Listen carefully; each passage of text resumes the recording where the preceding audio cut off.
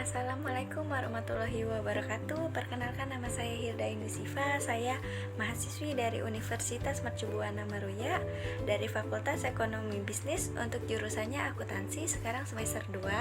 Saya ingin mempresentasikan tugas besar 2 saya dari mata kuliah Kewarganegaraan mengenai virus COVID-19 yang sedang menggemparkan dunia, khususnya di Indonesia ini, terkait dengan geopolitik dan geostrategis. Ditunggu ya.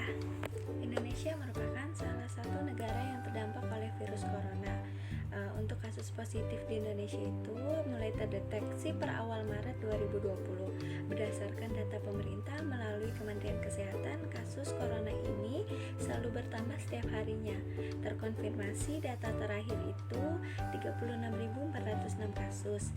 Di antaranya 13.213 dinyatakan sembuh dan 2048 kasus dinyatakan meninggal dunia. Melihat hal tersebut, maka pemerintah Indonesia melalui Presiden Joko Widodo mengumumkan bahwa status penyebaran virus corona ini merupakan bencana nasional dan meminta masyarakat untuk tenang, serta masyarakat harus belajar, bekerja, dan beribadah di rumah. Selain itu, yang terpenting adalah melakukan social distancing ataupun membatasi interaksi sosial serta menjaga jarak antar individu untuk memutus penularan virus COVID-19. Berbagai cara dan upaya sudah dilakukan.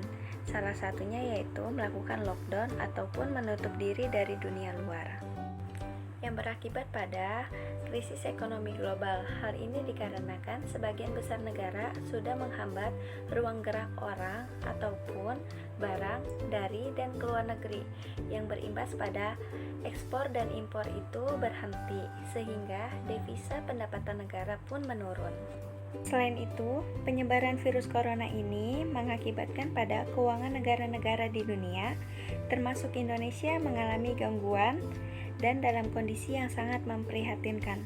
Hal itu disebabkan karena sebagian besar keuangan negara harus dialokasikan untuk keperluan memberantas virus yang mematikan ini. Belum lagi harga bahan pokok yang setiap hari semakin melambung tinggi.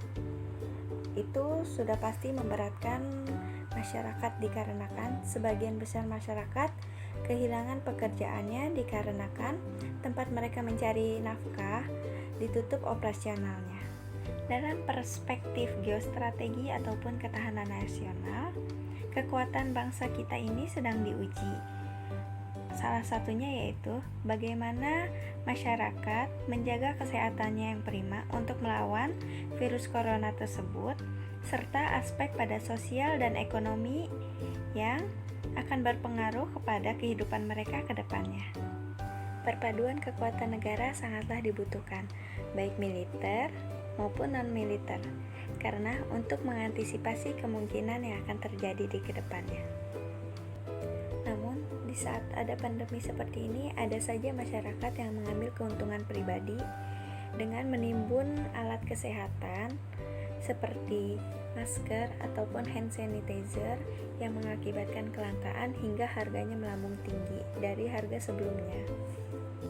Kejahatan di dunia maya pun semakin meningkat, seperti penyebaran berita bohong ataupun hoax seputar virus corona tersebut yang mengakibatkan ketakutan serta keresahan pada masyarakat. Tak hanya itu, ada saja politikus yang mencari panggung di tengah-tengah penderitaan rakyat biasa yang sedang melawan virus corona. Semua negara melakukan langkah menjaga stok kebutuhan dalam negeri. Salah satu dalam politik kebijakan pemerintah adalah disahkannya Perpu nomor 1 tahun 2020 tentang COVID-19 yang menuai banyak pro dan kontra. Terkait masih adanya penambahan kasus serta dampak ekonomi, maka Ketua Umum Partai Gelora Anies Mata pun turut bersuara.